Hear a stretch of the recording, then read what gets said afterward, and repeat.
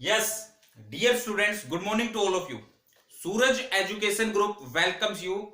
I am Dr. Pankaj and today we will discuss about one of the most important topic for not only NTSC classes but it is also important for NEET classes, for BSc entrance examination, also for various competitive examination, that is incomplete dominance. Incomplete dominance.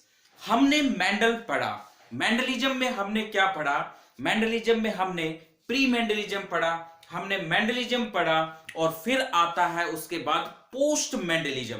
So incomplete dominance it is example of post Mendelism.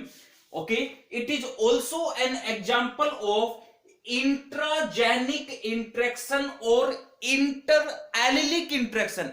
Important, ध्यान रखेंगे, intragenic interaction और inter allelic interaction, single allele का effect जो interaction में हम देखने वाले हैं। सो आइए आज हम इसको डिस्कस करते हैं। Incomplete dominance means when neither of the alleles are dominant is known as incomplete dominance. It produce a new expression in F1 generation, that is also called incomplete dominance. Incomplete dominance वो phenomena है जहां पर Mendelism पूरी तरह से fail हो जाता है। क्यों? आपने पढ़ा law of dominance. Law of dominance क्या कहता है? Law of dominance means when a dominant factor is express itself in next generation, it is called law of dominance. But incomplete dominance, co-dominance में completely मेंडलिज्म फेल हो जाता है। आपने तीन scientist के नाम पढ़े थे, Hugo de Vries, Carl Correns and von Tschermak. Very important question for various competitive examination. Who rediscovered Mendel's work? Hugo de Vries, Carl Correns and von Tschermak. उससे पहले मेंडलिज्म को पता भी नहीं था कि मेंडल फादर ऑफ जेनेटिक्स बनेंगे, लेकिन तीन साइंटिस्ट की वजह से फादर ऑफ जेनेटिक्स की उनको उपाधि दी गई। सो आइए हम डिस्कस करते हैं incomplete dominance, the term given by Carl Correns. Carl Correns ने डिस्कवरी की थी इनकम्प्लीट डोमिनेंस की।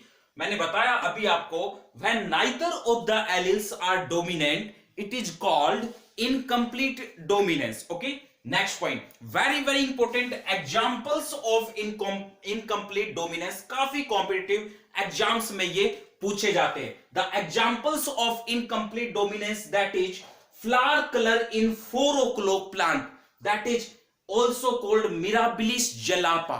why it is called 4 o'clock plant? that is important question और आपको ये सर्च करना है why this mirabilis jalapa is called 4 o'clock plant। इसको 4 o'clock के नाम से क्यों जाना जाता है? सेकंड एग्जांपल, फ्लावर कलर इन snap dragon. Dragon flower, dog flower भी बोला जाता है। क्यों बोला जाता है ये भी आपको सर्च करना है। It is also called Antirrhinum majus. The scientific name, learning of scientific name very important, that is Mirabilis jalapa, Antirrhinum majus. And the third example that is Andalusian fowl. Andalusia एक जगह का नाम है, Spain से ली गई है ये जगह।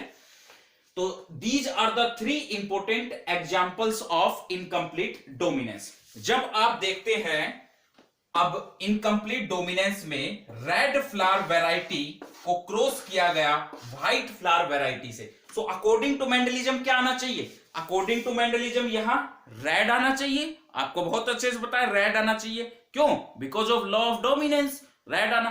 बट जब ऐसा क्रॉस लगाया गया in case of 4 o'clock plant, in case of Antirrhinum majus, तो क्या देखने को मिला? रेड फ्लावर की variety cross with white flower variety. So आपको पिंक कलर के फ्लावर देखने को मिले। अब कंप्लीटली चेंज हो गया ना law of dominance. Means law of dominance के अकॉर्डिंग यहां रेड आना चाहिए था, लेकिन यहां पिंक वैरायटी आपको देखने को मिल रही है। So it means completely change हो जाती है।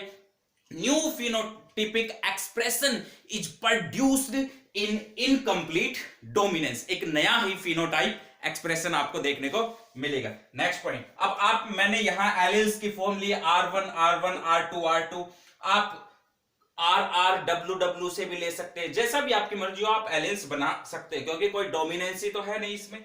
नेक्स्ट, जब इसका F2 निकाला गया तो ये पाया गया कि 1:1 का रेशियो देखने को मिलता है। ये देखिए मैंने पुनर्स्केर मेथड लगाया है, R1 R1 R2 R2 R1 R1 R1 R2 R1 R2 R2 R2 R1 R1 that is red, R1 R2 pink, R2 R1 R2 pink and R2 R2 white, means 1 red 2 pink 1 white, 1:1 is the ratio of incomplete dominance. And the interesting fact about that, the 1:1 ratio is same genotype and same phenotypic ratio. जब इन्होंने Karl Correns ने इसको study किया तो इनको same genotypic ratio और same phenotypic ratio देखने को मिला। लेकिन आप जानते हैं कि मैंडलिज्म में ऐसा नहीं होता है। मैंडलिज्म में 1:1 तो आपने पाया था, कहां पाया था? Genotypic ratio. You can say the genotypic ratio is similar to Mendelism but the phenotypic ratio is not similar to Mendelism. Okay, so same genotype same phenotype are obtained जब हम इनकम्प्लीट डोमिनेंस का cross लगाते हैं। So very very important question, that is incomplete dominance, neither of the alleles are dominant is known as incomplete dominance. और examples मत भूल जाना, बहुत ही इंपॉर्टेंट एग्जांपल्स। फ्लावर कलर इन 4 o'clock प्लांट में रिपीट कर देता हूं, mirabilis जलापा। Second example, flower color in snapdragon, dragon flower, dog flower, Antirrhinum majors. And the third example, Andalusian fall. Andalusian एक जगह का नाम है स्पेन में। वहां जब चिकन्स की स्टडी की गई, ब्लैक चिकन्स और व्हाइट चिकन्स के बीच क्रॉस लगाया गया तो क्या पाया गया? ब्लू चिकन पाया गया। एंड रेशियो वही same, 1:1 ratio is basically obtained. So this one is all about incomplete dominance. I hope आपको वीडियो लेक्चर पसंद आया होगा। नेक्स्ट टाइम आपके लिए और भी बहुत बेहतरीन से बेहतरीन वीडियो लेक्चर लेके आ रहा हूं। Suraj education group, unbeatable education group, आप लोगों के साथ हमेशा हर पल खड़ा हुआ education group. Thank you, have a nice day.